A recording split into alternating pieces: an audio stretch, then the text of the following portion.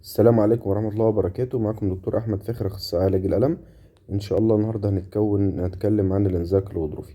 إحنا عندنا طبعا أدي فقرات الظهر زي ما حضراتكم شايفين، ده العمود الفقري بتاعنا، بيتكون من فقرات فوق بعضيها فوق بعضيها فوق بعضيها، وزي ما انتم شايفين في زي قناة في النص كده، دي بيمشي فيها الحبل الشوكي زي ما حضراتكم شايفين ماشي جوه في القناة العظمية اللي ما بين الفقرات. وفي هنا عندنا القناة الجانبية دي بيخرج منها جذور الأعصاب، يعني الحبل الشوكي ماشي في النص، وبيبدأ طول ما هو ماشي ما بين كل فقرة والأخرى بيخرج جذر العصب. دي مكان الفقرات القطنية بتاعتنا. والفقرات القطنية دي طبعا زي ما بين أي فقرة والأخرى في عندنا الانترفرتبرال ديسك أو الغضروف. طبعا التحميل على الفقرات القطنية أكتر بيبقى لو رحت موطي كده مرة واحدة زي ما احنا شايفين، بيبقى للتحميل اهوت على الفقرات القطنية. أو لو واحد جه مثلا يقعد على القعدة اللي هي قعدة الكرسي من غير مسند أو من غير حاجة في الظهر كده، برضه بيتحمل على الفقرات القطنية.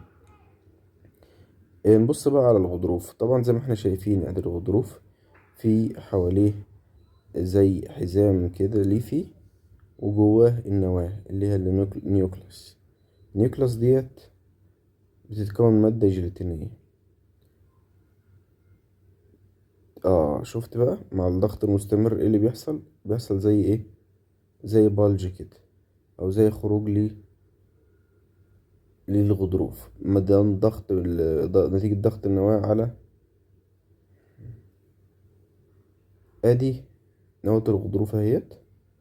تمام. وادي الحزام الليفي بيبدأ مع مرور الوقت بيحصل زي تحلل كده او ديجنريشن. تمام. وبتبدأ المادة الجيلاتينية دي تبدأ ان هي ايه، تنشف شوية. وادي التشققات زي ما انتوا حضراتكم شايفين عمال تزيد معانا اهو، عمال تزيد تزيد تزيد لحد ما بقت في المنطقة دي ضعيفة، وبدأ يحصل اللي هو ايه، ديسك بالج. ادي الغضروف، وادي الحبل الشوكي، ودي جذور الأعصاب.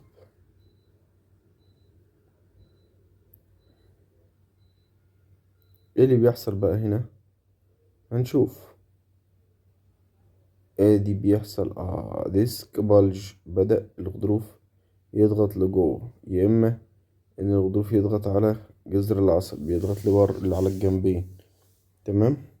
مع ضغط النواه المستمر بيبدأ يحصل ايه، ايوه، حصل انفجار في الغضروف، وبدأت تخرج المادة الجيلاتينية دي، وبدأت تلمس العصب. طبعا المادة دي بتهيج العصب بطريقة لا تتخيلها، تخلي بقى العيان يحس بشكشكة وتنميل وحرقان، وفي عين يجي يقولك أنا حاسس بسيخ ماشي في رجلي من أولها لآخرها لحد مشطل رجلي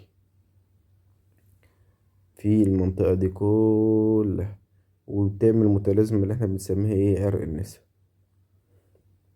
طيب، نعالج الانزلاق الغضروفي دوت ازاي؟